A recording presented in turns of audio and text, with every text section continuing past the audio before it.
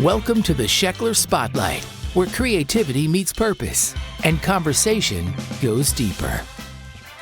Join host Harrison Sheckler as he sits down with inspiring guests from all walks of life, artists, thinkers, musicians, and everyday heroes to explore the stories that shape us, uplift us, and connect us. Now here's your host, Harrison Sheckler. Hi, I'm your host, Harrison Sheckler, and today I'm thrilled to be joined by actress and writer Rose Reed. Rose has starred in a wide range of films, including Finding You, Surprised by Oxford, The Shift, A Thousand Tomorrows, The World We Make, and A Welcome Home Christmas. She began telling stories at age 14 when she wrote her first script and quickly discovered her passion for filmmaking.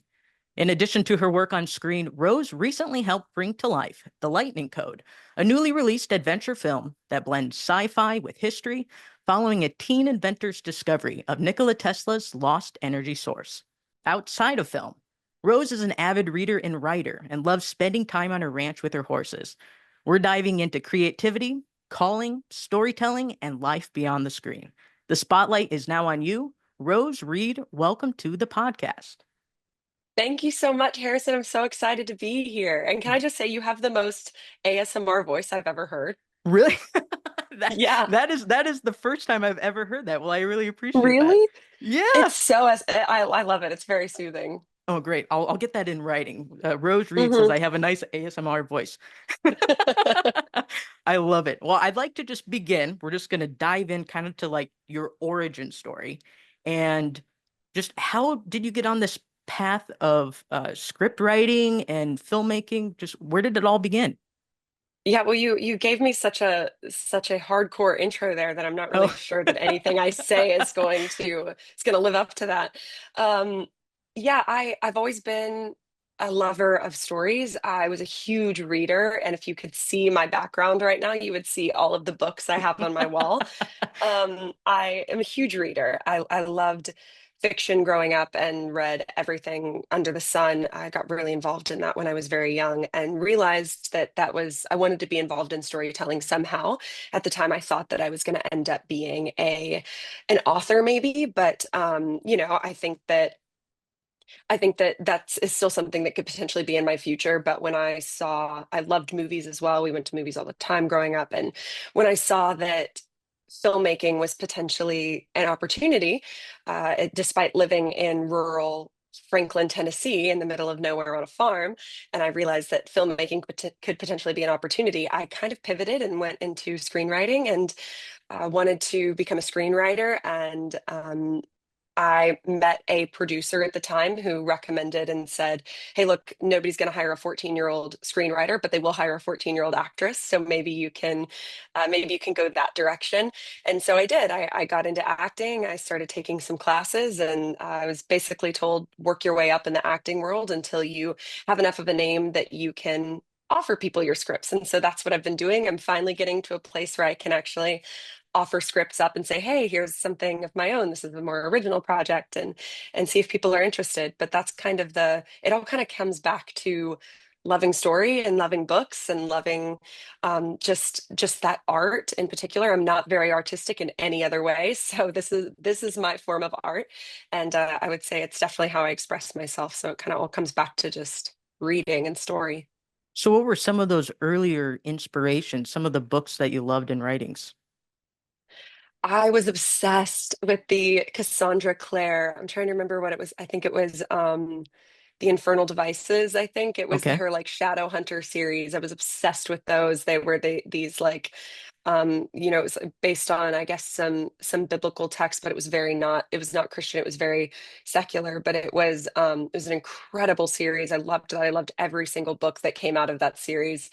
And then I got very into some sci-fi things like I Am Number Four and things like those were like my earliest. That was my introduction to reading. And then I started getting into some of the classics when I got into high school and was became obsessed with the classics and particularly like the Scarlet Pimpernel and stories Oh, I like love that. it. That I just yeah, they were just adventure stories and stories of intrigue and mystery and double crosses, the Count of Monte Cristo, all of those really really, really piqued my interest. And now I'm kind of back into the young adult fiction and young adult fantasy, science fiction, anything that has a big world, as you can imagine, Hmm. like Lord of the Rings, things like that. Those are all, that's my bread and butter. Oh, I love that. So what was the first script that you wrote? What was that Ooh. about? Yeah, I know we're going back to the origin. Yeah, we really are. So I actually wrote a script when I was 14 because I was an insane person and thought that it was really good when I first wrote it. And I remember passing it around to everyone and being like, "What do you guys think?" And everybody was like, "No, it's a script for sure. I'm not sure that it's Hmm. a good script, but it is a script. It's in the right format." So looking back, it was obviously needed so much work and it's come a long way, but that's kind of a passion project of mine. It's a science fiction kind of dystopian sort of world. I would put it in kind of the world of like Blade Runner 2049 is Oh, kind of nice. the Yeah. vibe of it. It's very high concept for a 14-year-old to be writing. But that's the kind of thing that I really enjoy writing. I really enjoy working on are these really large concept pieces where you can, whether it's create a language or create a society or create rules and laws and like how does this government work versus this government. I Mm. love stuff like that. I think if you're gonna write, go all out, create a whole new world. No, absolutely. No, I love how you're just totally like diving in and going for it. I think, A little aggressive. no, I think a lot of people should be encouraged to do the same and just find those creative outlets and just, find their passion. And I think it's great. So you're a great example of that. So, okay, so Well, you thank you. started in writing and acting, that was like the way to kind of get into the industry. Starting out, what were some of your first roles and how did that evolve into the career you had today? Yeah, so I'm really fortunate to have made a lot of contacts pretty early Mm, on. We had some family friends who were producers who were able to give me some good advice and tell me kind of which directions to take, which was really wonderful. A lot of this industry is luck. It's who you know. There are people who are so much more talented than me that are still struggling to get their first project. And that's how this industry is, unfortunately. So I was very fortunate, very blessed to be able to make a lot of connections. And I knew I was also fortunate enough that I knew when I was 14 that I wanted to do this and hmm. I never wavered from it. This was the goal. And I was the obnoxious kid that, 15, 16 years old, everybody was like, let's go to parties. And I was like, can't, my skin. I got to be able to like, maybe someone calls me. No one ever did, but like maybe they will eventually. And so I was definitely that obnoxious kid who was really trying to work towards something. And I was homeschooled because of it. There were a lot of things that changed about my upbringing because I really, really wanted this. But I got my first role through I was I guess learning how to be a model because I was told that, there's some crossover. You should kind of learn how to hold yourself, how to present yourself. So I went to this modeling class, and the instructor of the modeling class was also a film producer, and she had a project that she was working on, and she was basically like, "You can come and like get your first speaking role in like a SAG project, and you can become SAG eligible." And so that's what I did. I went and worked with her. I did a couple of those. I did the classic featured extra thing where you say a couple lines. I did one where I had a few more than just a couple lines, and that was a huge thing.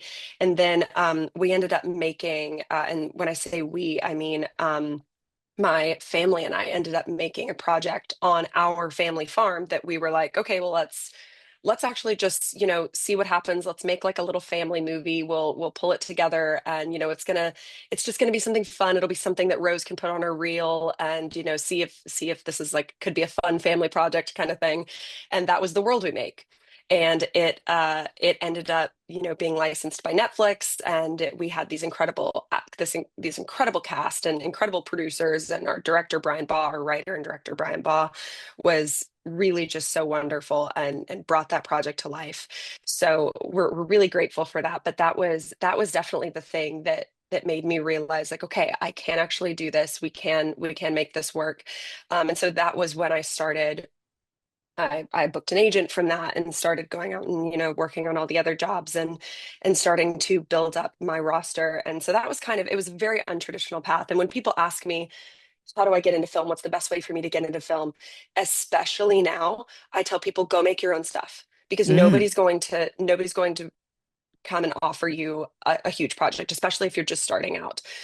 Go and make your own stuff. Go make a short film, turn it into, submit it to all these festivals. Go do your own things and make your own stuff and prove to people that you can, because nobody's going to just hand you that opportunity, especially in this day and age with, the whole AI thing, and like studios are with all the streaming platforms, and there's such an oversaturation in the market of good quality films.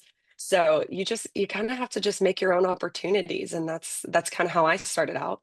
No, I think that's awesome. And it's the same way in the music field. So I'm a professional pianist, and in the classical world for like in the 20th century, uh the main thing was you win a huge competition and then you're on the concert tour circuit, and everything's hunky dory, but that's just not how it really works today. Like you can still win competitions, but uh the people that are succeeding, like my friends and peers, they're putting themselves out there, with social media and everything. You can create your own path. And I think that's the important message to people is whatever your passion is, just put it out there because there is an audience for it. And Yes, but you can't wait for someone to find you. You have to kind of be your own advocate and go from there. Now, okay, so absolutely. with filming on your farm, right? So, I mean, to have this, you probably have a great support system with your family saying like, Rose, 14 years old, she wants to, become an actress, and then later you do this film. How does family play into your role as an actor on this career path? Well, first of all, I'm incredibly close with my family. We always have been. We have a really I have a really great family, and that's something that I kind of took for granted growing up. You Mm. don't realize how great you have it when you have such a family like that. And so I'm really grateful for that now, and I try to spend as much time with them as I can. I live pretty close to my family. I'm 15 minutes away from my family farm. So when it comes to just daily life, family is really important to me. They help keep me incredibly grounded. I always know that they're kind of my anchor whenever I go overseas. Like I was working on a project a couple years ago that I was gone for 6 months. And that is, yeah, it was 6 months in a foreign country that doesn't speak a lot of English. You don't know anybody else there. It's just you. And you're like, what am I doing here? And you have to like make friends quickly. It's a whole really interesting world. But yeah, I was gone for 6 months, and just knowing that I could pick up the phone and call my mom, and that my mom was always worrying about me because she's a mother and she's a good mother, and knowing that I could just call them at any point, they keep you so grounded. So just from that standpoint, my family is incredibly important to me. But we have been able to we have been able to build a little bit of a family business now. My dad has become an executive producer. My brother, my youngest brother, has become an actor. We're all kind of getting into this field as much as possible. My mom, I just shot a short film on my property again because, hey, budget, Yeah. and and I was self-funding, so this was the budget that we had. But my mom helped with catering and did all the catering, so I'm really fortunate that my family loves this industry as much as I do, and they're willing to help out. And I think even if they didn't love the industry, they're good people, and so they would be willing to help out, and we all help each other. But yeah, my dad and my brother have gotten into film, and we're able to. It's been this really cool thing recently where for a long time I was just working with other people, and now we get to, we'll all three kind of come together, and we can work on a project together, and my brother will act in it, maybe I'll write in it, and my dad can, help on the production side of things and executive produce it. And then we all break apart and go shoot our own things. My dad's working on a project this summer, my brother has been shooting other things, I went overseas and was shooting, and then we all like regroup and we're like, what if we did this project together? This could be really cool. And so we kind of just do that back and forth now a little bit. That's actually what the Lightning Code started out as, was a project to give my brother an opportunity to do something. He had this idea and my dad had this idea, and they were like, Rose, go write it. And so I went and wrote it, and co-wrote it with the director, Kaylee Bailey. And so we wrote that together, and then decided, okay, let's just go shoot this thing. And we brought on our incredible executive producing team at Evolve Studios, and we went and made it. And so that's the and they Evolve was a huge part of that as well. So not to downplay their role at all. They were a huge part of the story and the development and everything. But yeah, it was that's been kind of the process. I know that's a long-winded answer, but yeah, it's been a it's been a really exciting journey, and I couldn't have done it without my family being as involved and supportive as they are, because it's a tough industry to be in for sure. So having a family that supports you and backs you and says, is always there to catch you and say, hey, that criticism is not relevant, or hey, that one is, you should probably listen to that. It's really beneficial. Yeah, and like you said, it does keep you grounded. I think that's amazing that your whole family is in on the industry. That's just really cool. I love that. And so you mentioned the Lightning Code, and so that Yeah. recently just is it still in theaters, or is it just in May, or I think it's still in theaters. I could be okay. wrong. I need to double check this. I've been out of town, and so Hmm. running all over the place, and therefore out of touch from the Lightning Code thing. But yeah, I think it's still in theaters. If not, it's going to be available for streaming on the Angel Studios app. So that's something where it's going to be available at some point. I'm not sure when that is. I need to find that out. I should have had this information before No, that's before I jumped okay. on with you. No, what I'll do is I'll put a link to it in the episode so that people can find Oh, it. I think that'd perfect. be awesome. Yeah, Um, you can put a little asterisk and say Rose didn't know, but this is the information. Yeah, well, sure, exactly. So give us a background on the Lightning Code. What's the story about, and who are some of the actors involved? Yeah, this is one of my favorite things to talk about right now, because it's a really special project. This is probably the first project that we've been involved in as a family. Totally. This is Hmm. this is a project that my dad really did spearhead and executive produce. This is a project that my youngest brother Andrew Reed starred in, and a project that I wrote. So it's kind of it's our baby for all intents and purposes. Um, it is a story about a young inventor. It's set in kind of a science fiction, futuristic world, near future world. So it's still plenty relatable. Don't worry, we're not Blade Runner 2049 yet. But it's set in the near future, and has has so much heart. And it tells the story of a young inventor who is struggling to make his mark on the world, and to leave behind something, create a legacy for himself, but kind of learning that ambition can get the better of you, and sometimes you need to set it aside to create something more meaningful.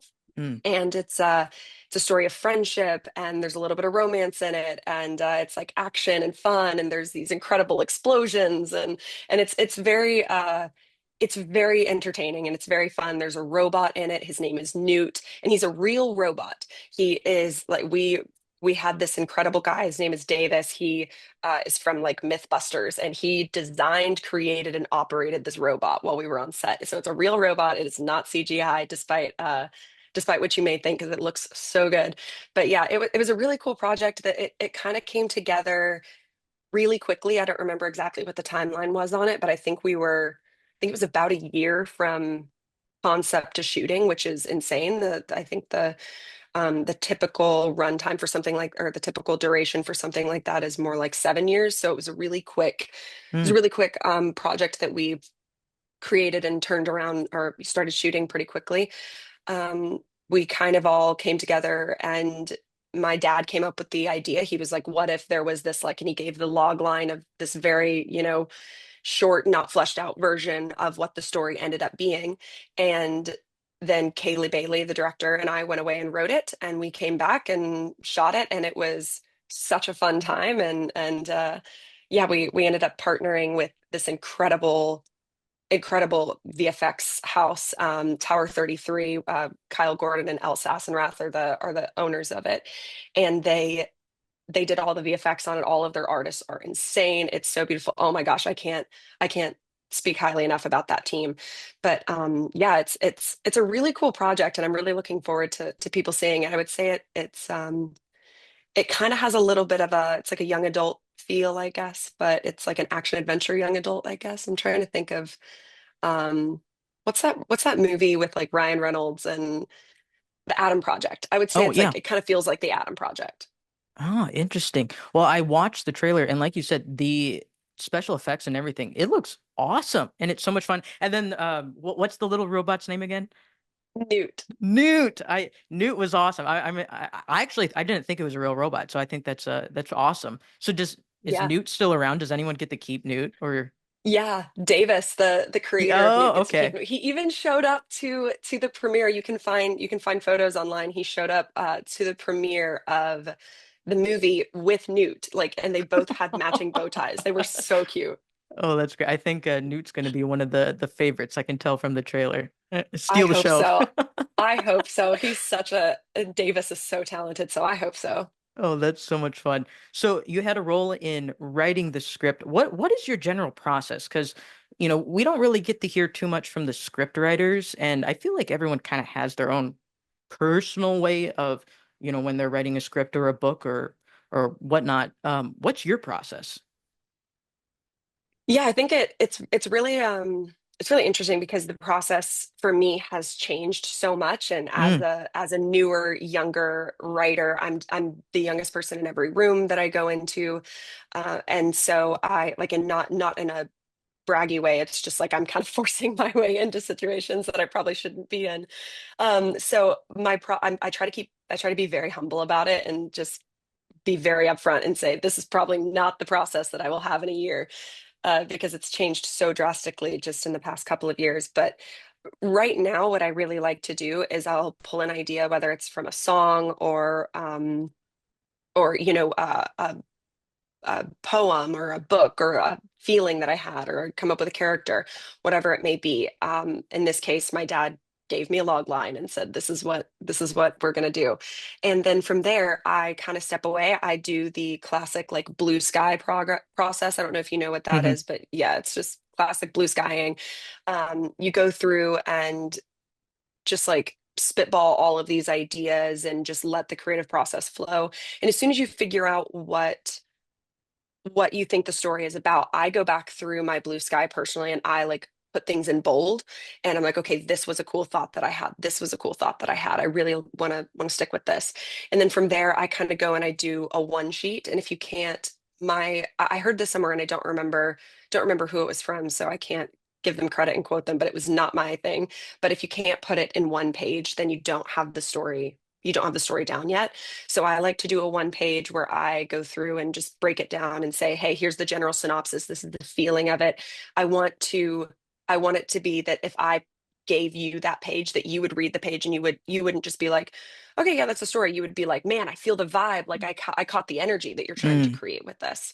So I create that page. And then from there, I break the page down into acts, and then I just keep expanding from there. I know that a lot of people are really into outlining, and I don't remember which filmmaker it is that he outlines so in depth that the final product is basically just one of his outlines that he did. Like he just keeps Oh, outlining wow. until eventually it's a script. Yeah, and he just keeps adding dialogue until eventually it's a script. That's not my process. I like to break it down into my act structure or my beats, whichever one feels right for the project. And then I kind of like to do a little bit of discovery writing. I change things as I go, as long as I know what the main theme or the main story is. I can kind of go with it, and I try not to overwrite or rewrite as I go. But that's a tricky one for sure. But that's my current process. Ask me again in a year, and it will be completely different. No, that's really fascinating. That's I always wonder, exactly how people find their like creative muse and whatnot. And you mentioned songs and poems. What are some of the like the music that inspires you? I mean, me being a musician, I have to ask. I'm curious. Yeah. Yeah, no, that's so interesting. It's actually a lot of different music. I'm a huge lover of music. I listen to so much music, so many different genres. I listen to so many different artists. I'm all over the board when it comes to my music tastes. I think that, and I think I'm inspired by a lot of it. Sometimes it's classical music that inspires me. Sometimes it's pop music that inspires me, and sometimes it's not. And I will say too, it's more often than not, it's actually the music, not the lyric that Mm, inspires me. And it's interesting because I can't remember, I can't list specific songs, sure. but there will be moments that I'll hear a song and I will be like, oh my gosh, this song makes me think of this, but that's not at all what the lyrics are doing. And I'm like, okay, but imagine if the story was this because that's what I'm feeling from the music, but it's different than what the lyrics are conveying. So I love doing stuff like that where I hear something in the song that seems to be evoking a different emotion or a different story and seems to really be telling a story. And I try to go from there. But yeah, music has so much story to tell. And so I really I find a lot of my inspiration from music for sure. Now, there's one film that I'm thinking of, Finding You, where you had to play the violin. Now, I was curious. I rewatched it the other day. Did you have to take lessons, or did you have any background in playing an instrument? How did the violin playing play into that preparation? Yeah, it's the classic, if you're this happens with horseback riding too, that anytime an actor is asked, "Can you ride horses or can you do this?" You're like, "Absolutely, I can." And then you have no idea to do it, so you have to go. But I mean, sometimes there is some foundation for it. I played Twinkle Twinkle Little Star beautifully when I was 7 years old, so I could play the tiniest bit of violin. I'm really grateful to my violin coach for teaching me how to play Twinkle Twinkle Little Star when I was 7 years old. But that was kind of the foundation of my violin skills. And again, if my background were cooperating, you would see my violin over here in the corner that I Oh, actually played in the movie. Yeah, I know, oh, that's very, very cool. silly. Um, but yeah, I had a little bit of background, just enough to know the basics. But Hmm. yeah, I did train with a professional violinist and teacher for 4 months, I think, leading up to it. I was with her 2 or 3 days a week for 4 months, trying to make sure that I knew how to at least look like a violinist. And most of what you see in the movie is me playing, but it's not. The actual soundtrack is a professional violinist because you can make it look like you can play, but Hmm. oh, making it sound like you can play violin is a completely different story. Well, I was pretty impressed because I studied piano and violin from a early age, and so I see a lot of people acting like they're playing violin, and you did actually a nice job of it, and you even Thank adding you. some vibrato in there too, and I was Yeah. like, oh, okay, she does know what she's doing, so that's why I wanted to ask, because I was like, maybe she does have a background, but it's Twinkle Twinkle Little Star. That's Mozart. It's classical Yeah. repertoire. So there you Yeah. go. Well, Yeah. and I learned I never learned to read music, so I learned what is it called? Suzuki method, that I Yes. never learned to read music. But yeah, it was so funny when we were training for Finding You, the way that it kind of went was my violin coach would, before we, because we didn't have the songs when we first started. We didn't know what we were playing, so she was just like, I guess like they like Paganini, so we'll try some of The that hardest and stuff. see what Yeah. happens. Yeah, yeah. Well, and so we would like practice little riffs on that, and then eventually, probably 2 months into our training, after she kept commenting. She was wonderful, loved her. She kept commenting like, okay, well, this is kind of backwards, so we're not doing this the way that I would normally be teaching someone to play violin, but for the sake of this project, we'll go ahead and teach you vibrato, or we'll go ahead and teach you, whatever. So we definitely skipped some steps in there, but it ended up making it look right. But about halfway through the 4 months that we were working together, we finally got the songs, and then we were able to, okay, now we can actually practice those particular tunes that we were going to have to play for the movie. And like I said, since I don't read music, she was having to do like 3A and things like that. It was so bad because I'm like, I don't know how to read music. I'm so sorry. And she was like, that's okay. She was so patient with me. She was like, that's okay. No problem. I'll write it out the way I do for the children. It's okay. Well, So you're an actor. You played it off well, and thank you. it was fun just watching you explore that, and then the whole character. But what's also cool about the film is it takes place in Ireland. So throughout your career, you've been able to go to a lot of cool places. One, what was it like filming in Ireland? And then what are some of the other places you've had the privilege of visiting?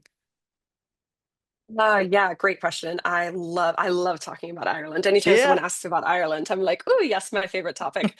Um, I was very young when we shot that film. I think I was 19 or 20. Hmm. And I was obsessed with Ireland. I had already been to Ireland a couple of times at that point, and it was just a dream come true to be able to film there. Seriously, nothing will ever top it. I loved being in Ireland. I loved the cast and the crew. They're incredibly hardworking, incredibly talented. There was just a great pool of crew out there. I made a lot of friends from that project, and am very fortunate to still be in touch with them today. Yeah, the people out there also, it reminded me a lot of Southern culture because I'm from the South, and the South, Hmm. we're very hospitable. We say, please and thank you. We open doors for each other, and we smile at each other when we see each other walking down the street, even if you don't know that person. And the Irish were somewhat similar, albeit they drank a little bit more than we did. And their But Guinness. yeah, exactly, which I was very much acquainted with by the time I Yeah. left. But yeah, it felt like home. They were incredibly welcoming. They were hospitable and good at their jobs, and so it just couldn't have been a better filming experience. It was my first time filming out of the country, so it really couldn't have been a better filming experience for me. Yeah, And then, oh, the other question. Sorry, go ahead. oh no, well no, I was just gonna say that yeah, I visited, I did a tour with I was the accompanist for the Tucson, Arizona Boys Chorus, and we took an 18-day tour of Ireland, Northern Ireland, and then we went, the other like Scotland and England, and all the British Isles essentially. And to your point, it's a very welcoming country. I mean, beautiful landscape, of course, and you get to like the Cliffs of Moher and everything. It's amazing. So if anyone has a chance to visit Ireland, you have to go. And because if you think Yes. about it, the size of the country, it's like the size of one of our states. So honestly, you can see a lot of things even like in a week's trip. You could pretty much see the majority of the country. It's really cool. I encourage everyone to go see it. Yeah, and the public transportation is really convenient as well there with the buses and everything. Hmm. It's really easy to get around. I didn't have any problem, but yeah, I loved Ireland. If you get a chance to go, definitely visit Carlingford, like on the kind of on the border of Hmm. Northern Ireland, and the Republic. It's just incredible. It's so beautiful. It's like picturesque on the I guess the Irish Sea, and it's so cute. So you have to go there. I'm sure all the Irish are rolling their eyes if they hear this. They're like, "Oh, Carlingford," but like, no, it's so picturesque, and it's where we shot Finding You. So, or it's a lot of where we shot Finding You. So, yeah, I loved it there for sure. But in regards to the other question of like what other countries have I shot in and things like that, I've shot now in Ireland. I shot in Oxford, England, Hmm. as I'm sure you can imagine, based on the title of one of my projects. And then I just recently shot in Budapest, Hungary, and like kind of all over Hungary, and then also all over Italy, which was very fun. Oh So, wow. yeah, that's a project that is not out yet. I think it might be coming out either later this year or next year. Um, but yeah, we shot in Budapest, Hungary, which was incredible. I say incredible a lot, but that one really was. And then we shot in Rome, Trentino. I'm trying to remember all the other places, Terracina, a bunch of other places in Italy, which was really cool. Kind of around Milan and then along the coast. So yeah, that was really an adventure for sure. Yeah, you're getting to see the world. I mean, how fortunate. That's so cool. I mean, when you are shooting some of these projects, do you really get time though to like explore the culture and everything, or is it kind of you're really just stuck on set? Because I know it can be really long days of filming. Yeah, it can be. And it depends on the project. This project that I was in Italy and Hungary for, I did get to explore a little bit because even though I was a lead, it's a TV show, so there are three or four leads, and so when they're over there shooting something else, I get to go bop off and do my own thing on things like Finding You and Surprised by Oxford. Did not get to explore very much, sadly. I would love to go back to Ireland. I would love to go back to Oxford and actually get to explore. It's tough, especially when you're working on independent films. There's not a huge budget for allowing someone to stay days after or before to go and explore, sadly, but understandably, we're trying to make a project here, and projects cost a lot of money, so they don't want to spend additional money on cast just like wandering around the country, which is fair.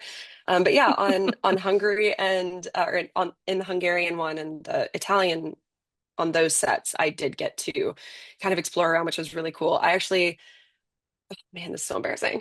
I wanted to go to Pompeii really badly when we were in Italy. I really wanted to go to Pompeii because my granddad was in the Navy. He got to go to Pompeii. He was like talking it up and he was like, you've got to go. Like, it's so cool. It's really eerie. And I was like, oh my gosh, well, I've got to go. Like my granddad went, I've got to go.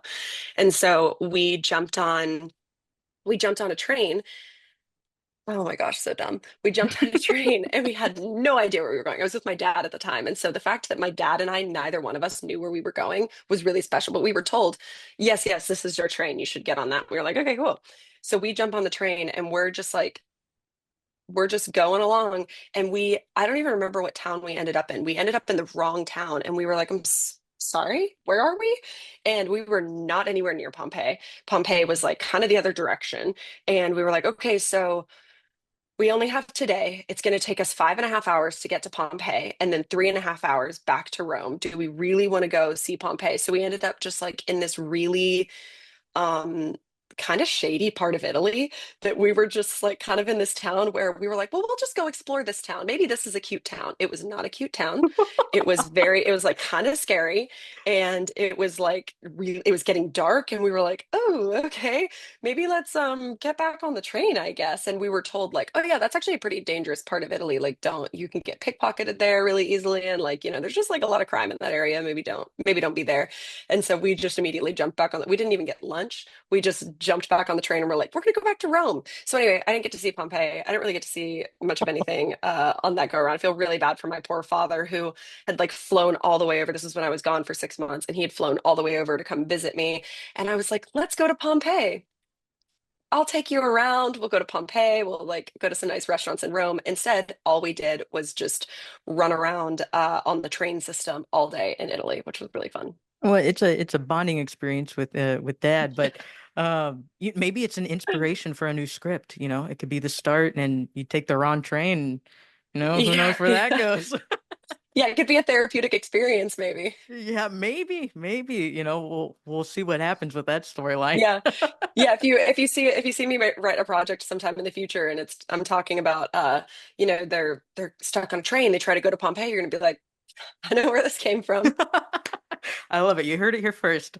Hmm. You talked about Surprised by Oxford. The memoir, is it Carolyn Weber? Yeah, that's right. Yeah. So how did that come into play?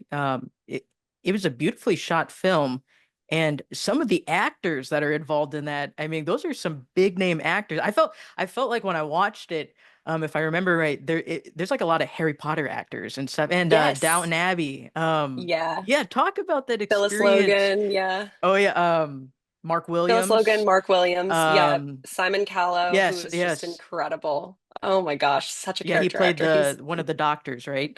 Yeah, Or yeah, the he played a professors. guest Yeah. speaker. Yeah, oh my gosh. So honestly, the cast on that project, that was a dream come true to work I'm with all of sure. them for sure. Working with like Vanessa Redgrave on Finding You was also Yes. incredible. Vanessa Redgrave is a um, personal hero, so that was insane to see and incredible to witness as a young actress getting to see what true professionalism was and what true craft was. So, but yes, on Surprise by Oxford, we had just a phenomenal cast, and there wasn't a weak link in it. Simon Callow was there very briefly, but he was just a masterclass in acting and the craft, and so it was a real blessing to be able to witness that and learn from him. I think in the short time that he was there, Mark Williams, Phyllis Logan, they were all just absolutely absolutely a blessing to work with and to be around. Phyllis Logan is one of the sweetest actors that I've ever met, I think, or actresses that I've ever met. She was so down to earth. We chatted all the time. We would run into her and like in the hallway as she was going out to dinner and like going to get drinks with the gals, and like she was just wonderful. And wow, I really loved her. I had a major girl crush on her while we were there. She was just so sweet, and I was like, I want to be you in a couple of years. So yeah, that was something that was really really special to be a part of that project. The whole memoir, like you said, is just really, really special. Everything about Carolyn's story was really inspiring. And I think that I often say that Surprised by Oxford was one of was probably my favorite project. And I think it's mostly because I really resonate with Carolyn's character. She she had this like very invulnerable personality and this wall that she had built up around herself to protect herself. And I think that, you know, I it used to be that I put on a really good front to, I'm an actor. I can put on a face and, be who I need to be. But it was really tough to, and I think especially because I was an actor and was so used to putting on different faces and trying on different, skins as outfits almost, that I got very protective and insecure about who I really was. And so I did have all of these walls up, and I could be on the meaner, gruffer side at times whenever people did try to be like, I don't think this is really you. I could definitely be on that more, abrasive side. And she really, in her memoir anyway, kind of deals with that wall of invulnerability that she puts up, and how getting into her faith and her relationship with Kent really broke those walls down and allowed her to experience life to the fullest. And so by the time that I had gotten involved with this project, I had already kind of realized this about myself and been working through it. So I really saw this project as, wow, this is so similar to kind of how I was raised, and the thought processes that I had growing up. So yeah, it was a really special project for me for sure. And everyone on it, I'm still friends with a lot of people. The director of the project is someone that I've continued to work with. And I got involved because the producer of it is the producer, the lead producer on it was the lead producer of Finding You. So when Surprised by Oxford came up, he suggested that I jump on board with them. And yeah, the director, Ryan Whitaker, he is still one of my favorite directors to work with. He's incredibly talented. He's a beautiful writer, and had a way of, it's really difficult when you're an actor working with directors sometimes because we communicate very differently. If you're not an actor's director, then we might communicate differently, and it's tough to, especially with a director that might offer flattery or something like that and say, "Oh yeah, that was great. That was great." On every single take, you have no idea if that's true, or if, was that actually a good take, or did you really, because it just all sounds the same. Like if everybody's a winner, no one is, kind of thing. Mm. And so Ryan was really, really good at letting me know without being insulting or without making me feel self-conscious. He was really good at letting me know when we didn't quite have it and that we needed one more. And he spoke to actors so well, and offered um, so many suggestions that were phrased in a way that I was able to receive positively and be like, oh, okay, no, I know exactly what you're looking for then. Yeah, yeah, I got it. And make it so it felt like my idea. But anyway, he was a wonderful director to work with. I've continued to work with him now, as on the writing side of things. We worked on the project that I shot in Hungary. We were both involved in that project as well. So I'm really grateful. And I think that that's something that's been really special to me about working in the industry, is that most people go onto a project, they meet all these people, and then they move on and they never see them ever again. But some people are able to go on to projects and retain friendships and retain connections and carry them on to the next project. And that's something that I really love about this industry, is that we all end up being a family by the end of it. And so I would consider everyone that I've worked with family, and they've just been grafted into this massive family that I have at this point. And like I said, family is very important to me, and I'm very loyal to my family. So I'm really grateful for the massive family that I have. Oh, that's beautiful. And your point about finding your true self as an actor, I've always kind of wondered that with actors, because you wonder if they're, I don't know what putting on a facade. I don't know if that's the Yeah. right word. How do you stay grounded to yourself and kind of step back from that, that acting world or persona? Because I mean, for us, we only see one side of you, and like you're always pretending to be these different people. And sometimes if you're doing that day in, day out, like acting like someone else, like who is Rose Reed and how do you stay grounded? Is what I'm trying to ask. Yeah. No, it's a great question. And it's one that I'm still kind of trying to figure out. I think when I got into the business at a good age. I think it wasn't, even though I wanted to be an actor and wanted to be a writer when I was 14, I didn't really get involved until I was probably 17 or 18 is when I really started making some ground and making some headway. And so I think that I had a pretty good foundation. I knew who I was at that point, but it's still it's really hard because you have people and they mean it in such wonderful ways when people reach out to you and say, "Oh my gosh, I loved you in this project." But oftentimes when those messages end up being, "Hey, I loved you in this project. You were such a you know, kind, beautiful presence. I loved that you did this thing." And it's like, "Okay, I so appreciate that, but that's not me." And I'll get messages being like, "Hey, like I really like, you know, loved you. I've just like loved you since this project." And I'm like, "I so adore that. Thank you so much because that project meant so much to me." But that's really not me. And like that's that character. And I'm so happy that you loved that character because I loved that character too.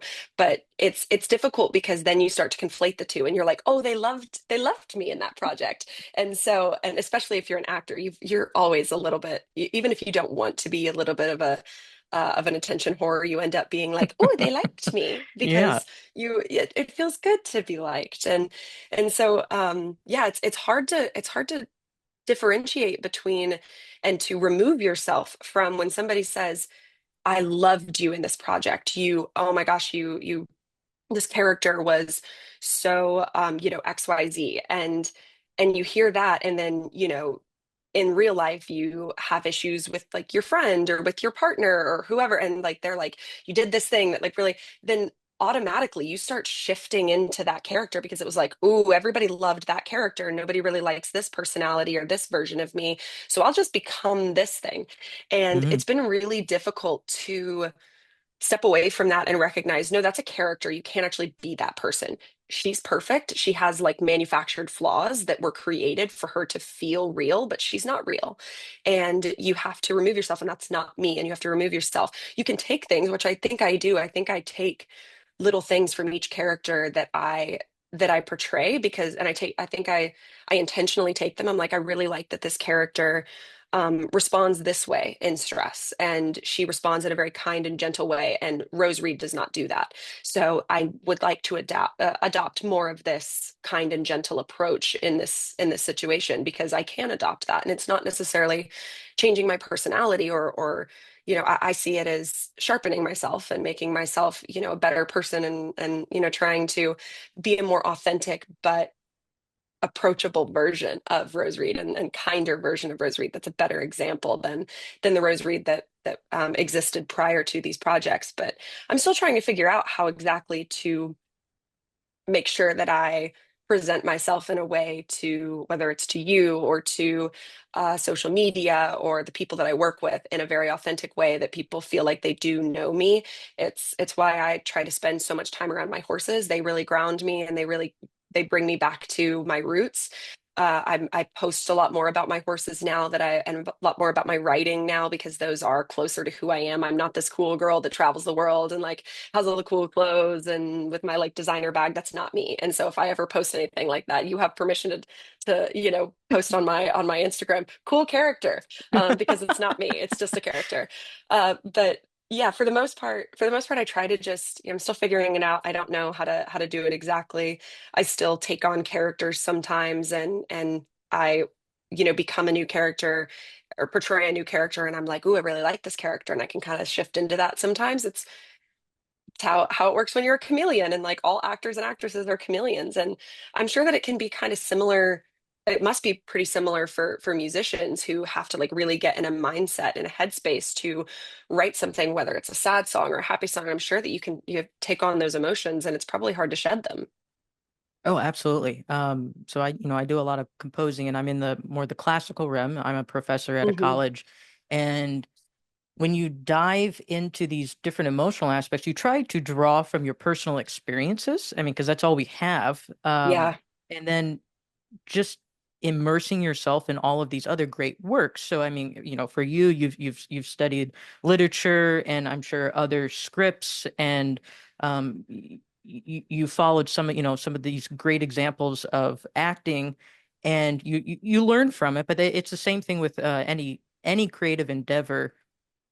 You kind of like take bits and pieces, and I guess if I had to reflect, you take things that you like, and maybe that makes the makeup of who you are. Well, things you like and don't like, and that makes who you are and what you present. Because I don't know, my idea of art is technically there's not anything really original. I mean, maybe the final Mm, product is original, but we're all like taking inspiration. Like the greatest, I absolutely. think Igor Stravinsky said something, the greatest composers steal or something like that. So he had his own original works, but like you might like hear a couple measures here and there, and they're like, we know where you got that inspiration from. So, I Yeah, yeah, think yeah. staying true to yourself, where you're not like a carbon copy of someone else, but learning, it's the same thing with my teaching. So not everyone is the right teacher for every student. So it's maybe like the same thing Mm, with acting. Not every director fits the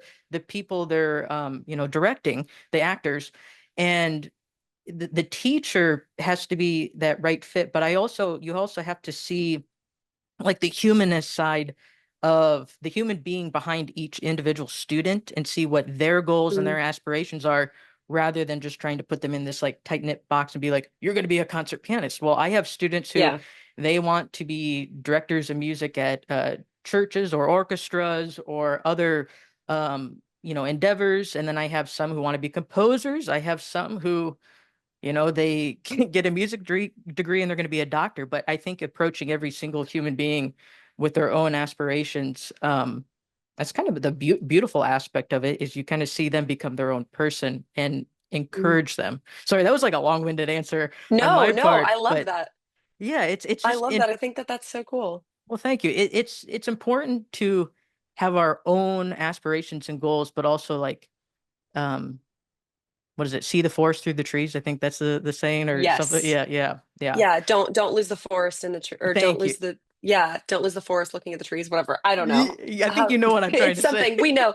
There's forests and trees involved. We know what it means. Yes, it's all beautiful and comes together. Um, Yeah. so you mentioned your horses and everything and all these things like these outside interests. I'm curious. Okay, so you being a writer, and we were talking about portraying these different characters.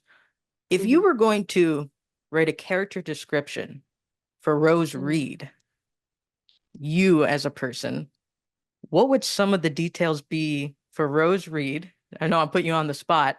And No, then no. once you have those character attributes, like tell us more about some of the outside interests from acting. I'm curious. Yeah, yeah, absolutely. That's such a good question. I've never gotten that question before, but it's really interesting to think about yourself like that. And I think that a lot of writers, I'm sure you're like you just said, you can only draw from personal experience in Hmm. your composition. So yeah, acting and writing are the same way that I can only draw from experiences that I've had to put them in work. I would say that for a character description, definitely rough around the edges, definitely rough around the edges. Um, I think that I think I'm funny. I don't know. I think I've it been remains to amused. be seen.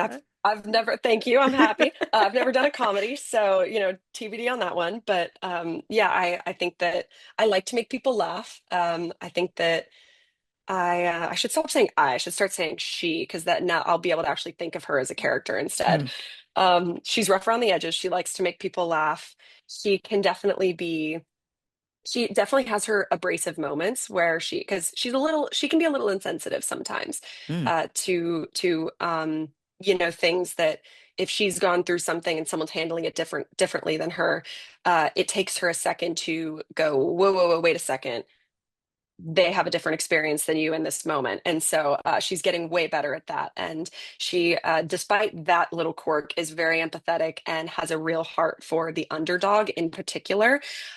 She is very interested in learning, loved learning, and likes to stay in school and do, sign up for all these different like programs that she can continue to learn more. She loves reading.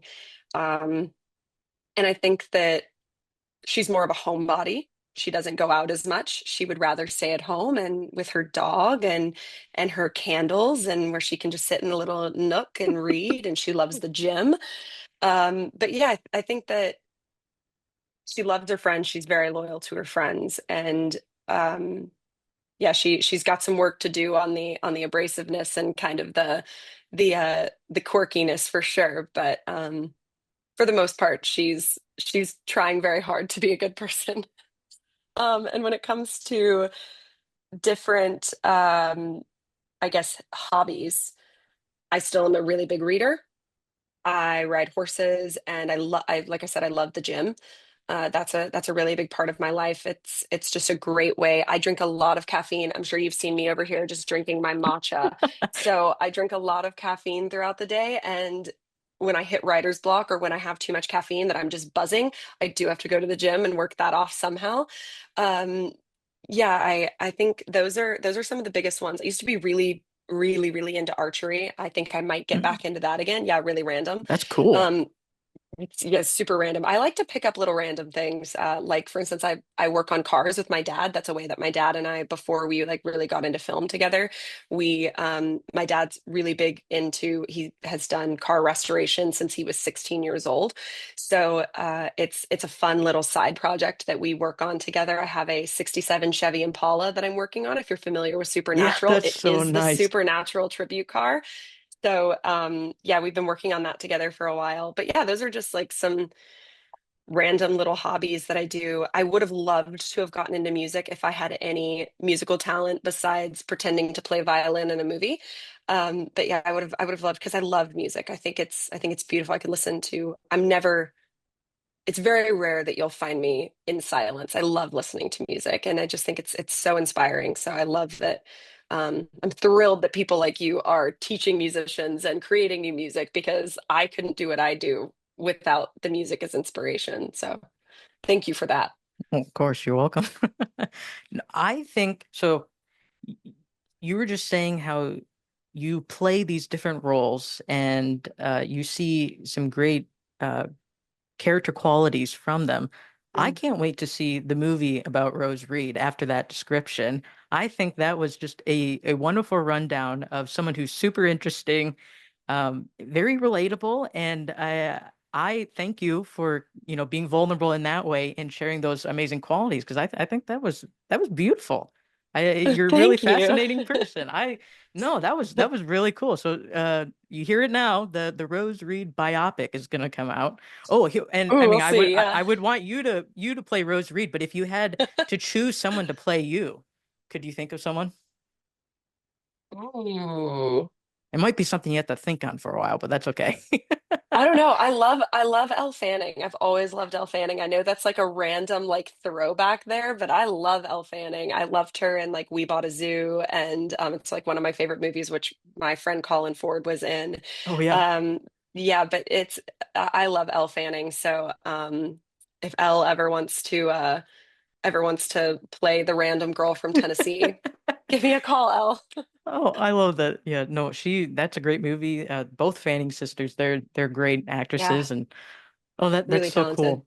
So looking at 2025, Yeah. what do you have in store for us looking at this year? What exciting projects can we look forward to? Ooh, well, I do have the project that I shot in Hungary and Italy is potentially coming out this year, might be coming out next year. Still waiting on word for that. It's a very large scale project, so those things take time, and there's all sorts of things going on behind the scenes that people aren't privy to, but Mm. or that the general public isn't privy to when it comes to big projects like that, trying to get them out. But that's called the Pendragon Cycle, and I'm very excited about that. It's a 7 episode TV series that is focuses on Arthurian legend. So I'm very excited about that one. And then obviously the Lightning Code just came out, which is a passion project of ours. I have a couple other projects on the slate right now that are, I have like this psychological thriller that I'm writing. I have a like an action adventure romance that's like set in this very like I guess like what's it called, like close quarters, but forced proximity. That's what it Oh, is. Forced proximity kind of situation. That's in a very interesting location.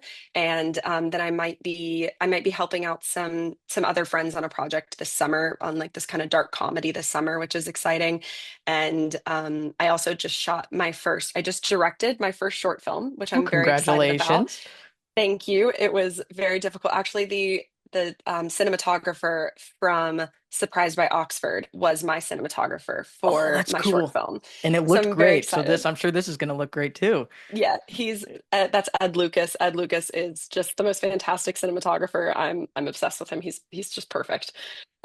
So yeah, that's a really exciting thing that I have. I'm not sure what we're going to do with that just yet, but that's part of a larger world that I've created. It's part of a series that I've created. So I'm hoping to release that potentially maybe some Mhm. point this year or next year, depending on how quickly I can move some things around. And I'm also working on a novel. So No way. hopefully, yeah, I'm finally like going back to my roots. You're actually the first time I'm saying this I'm out loud, which is honored. really weird. But yeah, I'm working on a novel that is it's like kind of I would say it's like kind of a fairy tale version of Alice in Wonderland.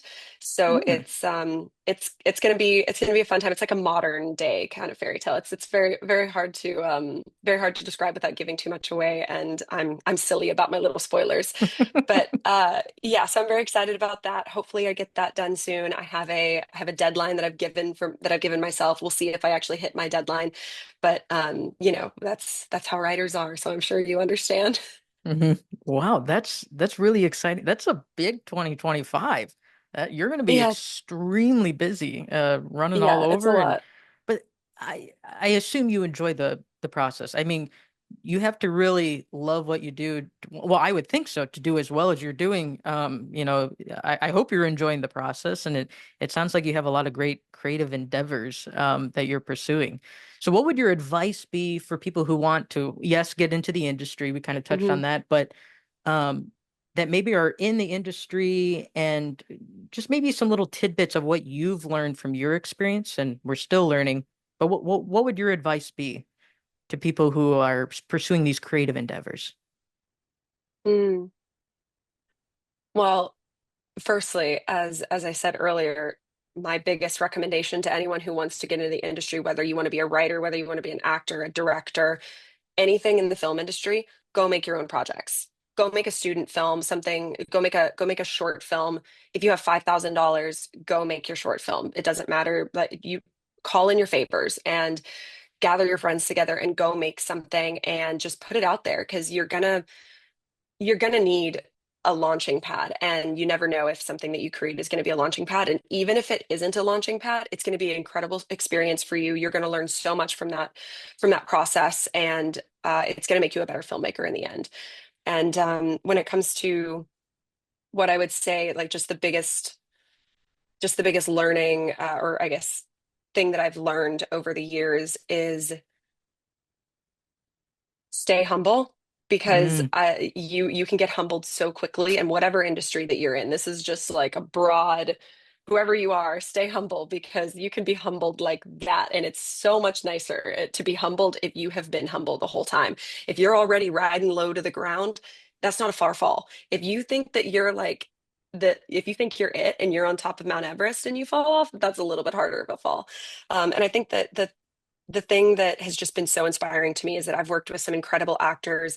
I've worked with whether it's like Academy nominated actors and actresses or just, you know, wildly famous TV stars or whoever it might be. Every single one of them that I've worked with, I can't think of a single one who didn't treat me as though I were one of their peers and didn't treat me as though I was just as talented as them, just as well known as them, and they treated the crew the same way. Nobody treated the crew disrespectfully. And I think a lot of people, when they get into particularly acting, you think that it's going to be this really glamorous lifestyle where you have an umbrella held over you and you get your own trailer. And all of that's true, but nobody's going to want to work with you again if you treat people poorly. it's just not worth it. There are better actors. There are actors who are just as good as you. And at the end of the day, a film cannot be made without every single member of the crew. Any member of the crew can mess up the project and ruin the project. Every stage of the project can be derailed by someone. So you want to treat your people with respect, treat the crew with respect, treat the cast with respect. And I think that that's just a good life lesson in general. Treat everyone around you with respect, because you never know if you're entertaining angels, I guess. So Those are some really wise words, Rose. Thank you thank you. for sharing that advice, and I hope everyone heeds those words. That is, it's inspiring. You're an inspiring person. We're coming to the end of our podcast. I've just loved visiting with you today, but the way I end every podcast is I do a rapid fire round of questions. So we're going to dive even Okay, more into the character let's do it. description of Rose Reed. Let me pull up my list here, and then I'm going to get my timer on my phone. Okay. I love this. Yeah. Well, we'll see at the end of it if you love it. Well, I already know the question. One of the questions was coffee or tea, and I think you're going to go with the Ooh. caffeine. So I went with matcha, right? Yeah. I don't know. I think I'm both. I think I'm tea. I think I'm Tea? tea more than coffee. Yeah, believe it or not, but it has to be caffeinated tea. It's got to be English breakfast, Earl Grey, or matcha. Oh, that's good. Yeah, I know. When someone says, "Oh, this is decaf coffee," I'm like, "That's sacrilegious. Like, you can't do Yeah. that." That's no, What are you doing it no. for? You're just drinking mud at that point. Oh, Okay, I have my list. I have my timer. Okay, Rose okay. Reed, are you ready? I'm ready. Okay, here we go. Okay, favorite book of all time. Ooh, Caraval by Stephanie Garber. Dream travel destination you haven't been to yet. Portugal. Are you an early bird or night owl? Early bird, very early bird. What is the most used app on your phone? Oh, I mean, aside from like messages, Instagram probably, unfortunately. Same here. A movie you could watch over and over again. A Quiet Place. Something people would be surprised to learn about you. I'm a huge video gamer. Wow. Okay, that's interesting. What song is on repeat for you now? Tea by Morgan Wallen. And what's a candle scent you're obsessed with? Ooh, I thought I had one like right here. I would say that it is Dusk by Essence of Harris, from Scotland. Perfect. And that is our 1 minute. Well, that was kind of a cool insight. More into the character's description. We'll add those Yeah, interests. Yeah, I love it. all the silly little stats over there. Like if you were scrolling through like a video game and coming up with like what my like build was, it would be really random. It would be all over the place. It's like she really likes the gym, but she's also really into video games, and maybe she's a creative and she really likes books, but like classic literature. It's really, really odd stats. They don't align. A jack of all trades, we'll say, right? Sure, master of none. Yeah. Right. Well, Rose, this has just been a pleasure getting to visit with you, seeing all the amazing things, hearing about all the amazing things that you're working on this year, and your past and background, and just it's really inspiring. You're an inspiring person. It's just really interesting, and I just thank you so much for sharing your time with us and being on the podcast. I really appreciate you.